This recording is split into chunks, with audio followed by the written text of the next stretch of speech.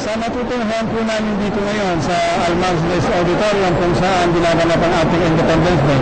Ano po ang masasabi ng isang chairman na napakagandang arrangement po itong 114th Philippine Independence Day celebration natin ngayon?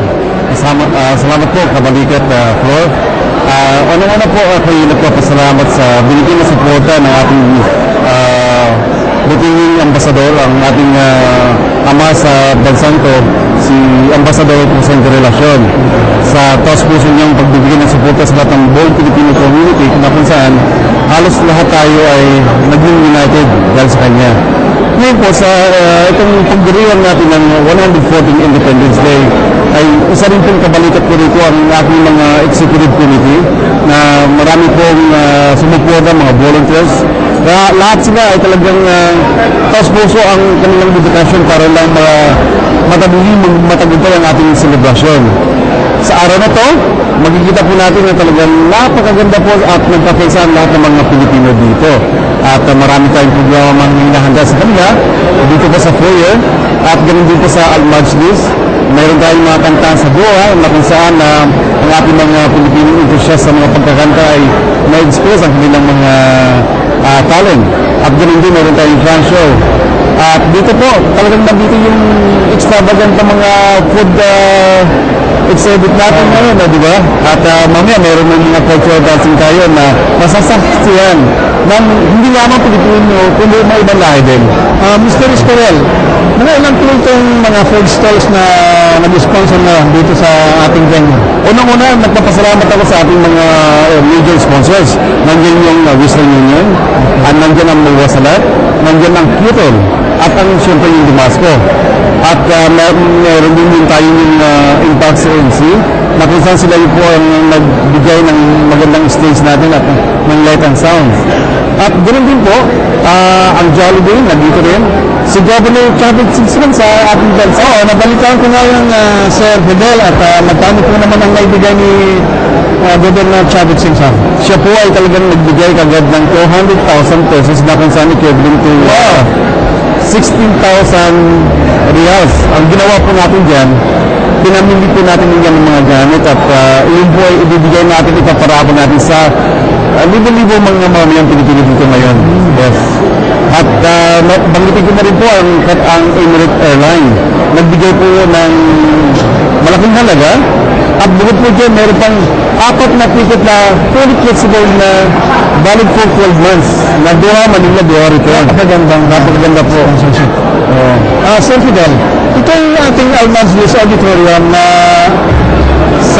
sa gabi ng saya ng ating 114th Philippine Independence Day celebration. Ano po ang meron dyan mamayang gabi?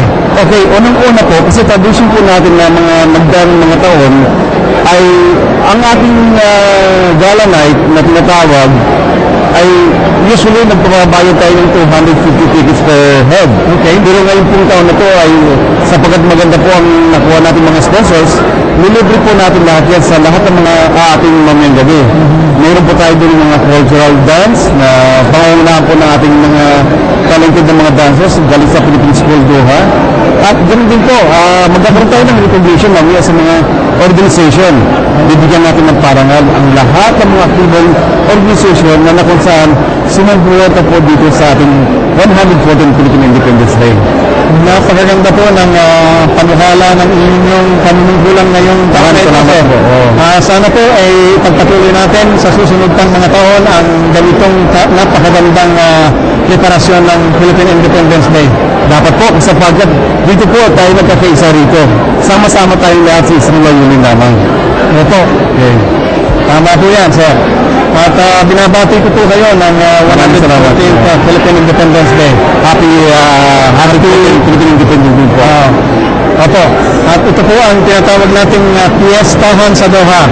Fiesta ng Kalayaan. Talagang fiesta po. Talaga dito sa Doha. Talaga mapipil natin para tayo sa Pilipinas na po eh. Opo, at napakarami pong mga pagkain Pilipino. Ano po? Opo, napakarami at hindi ko malawag kung anong kakainin ko sa dami. Ito po ba, sir, ay talagang plinanin nyo mula pa nung una bago dumating itong araw na ito? Opo, sapagkat kasama nga po kayo din sa isa mga plano natin, talagang napaghanda pinagdadaan po natin ito ng maraming taon talaga ng buwan. So, bilang kinagawa ng Independence Day, Philippine Independence Day Organizing Committee 2012, sir, meron po ba kayong gustong sabihin sa ating Filipino community na naririto ngayon, sa ating nanonood sa buong mundo, sir?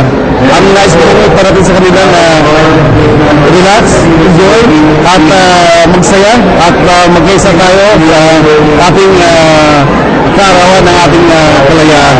Yan po lang po ang aking masasabi. Okay, maraming salamat po, Chairman Fidel Fidel. At nandito po tayo ngayon sa Balitang Q Special Conference. Thank you. Thank you din po.